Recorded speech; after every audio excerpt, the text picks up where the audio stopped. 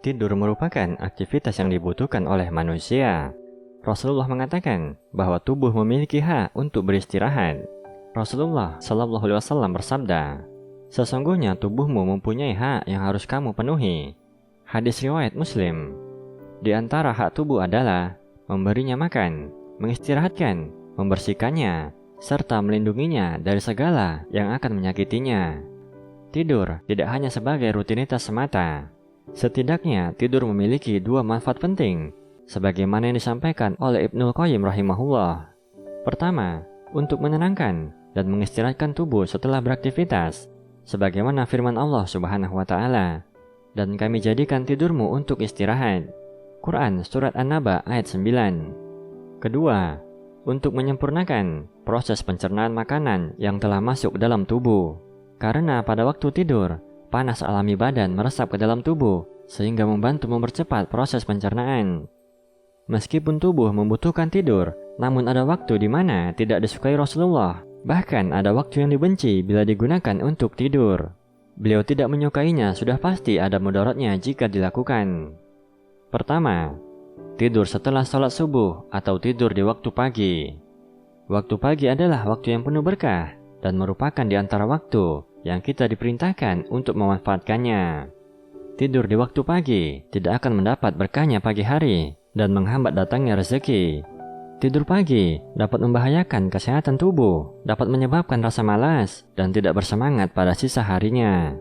Karena mulianya waktu pagi, Rasulullah mendoakan umatnya di waktu pagi sebagai waktu yang penuh keberkahan. Beliau bersabda, "Ya Allah, berkahilah umatku di waktu paginya." Hadis riwayat Abu Dawud, Ibnu Majah, dan Tirmizi. Akan tetapi, masih banyak di antara kita yang melalaikan waktu yang sangat mulia ini. Ibnul Qayyim rahimahullah berkata, 4 hal yang menghambat datangnya rezeki: tidur di waktu pagi, sedikit sholat, malas-malasan, dan berkhianat. Beliau juga mengatakan, di antara hal yang makruh menurut para ulama adalah tidur setelah sholat subuh hingga matahari terbit, karena waktu tersebut adalah waktu memanen ghanimah, waktu meraih kebaikan yang banyak. Tidur pagi menyebabkan berbagai penyakit badan, di antaranya melemahkan syahwat. Yang paling afdol, menggunakan waktu pagi untuk aktivitas yang bermanfaat untuk dunia ataupun untuk urusan akhirat. Syekh Muhammad Shalih Al-Munajjid dalam fatwanya berkata, namun jika ada seorang yang memilih untuk tidur setelah sholat subuh agar bisa bekerja dengan penuh vitalitas, maka hukumnya adalah tidak mengapa, terutama jika tidak memungkinkan bagi dirinya untuk tidur siang dan hanya mungkin tidur di waktu pagi. Kedua, tidur setelah maghrib atau sebelum isya. Diriwayatkan dari Abu Barzah radhiyallahu anhu bahwasanya Rasulullah Shallallahu Alaihi Wasallam membenci tidur sebelum sholat isya dan mengobrol setelahnya.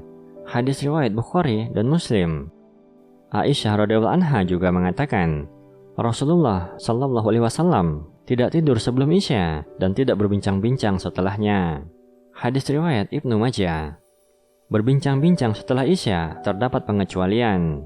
Imam An-Nawawi menjelaskan, selama berbincang bermuatan manfaat dan maslahat, seperti orang tua yang menasihati atau mendidik anaknya, maka diperbolehkan.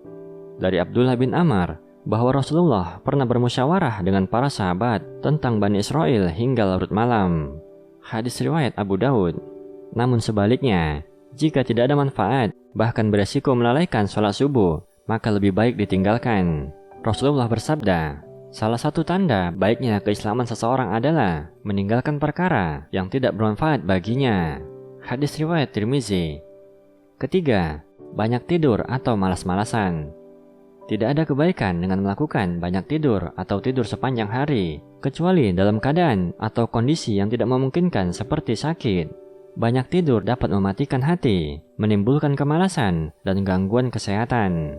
Ibnul Qayyim mengatakan, banyak tidur dapat mengakibatkan lalai dan malas-malasan. Banyak tidur ada yang termasuk dilarang, dan ada pula yang dapat menimbulkan bahaya bagi badan. Demikian, Allahu a'lam.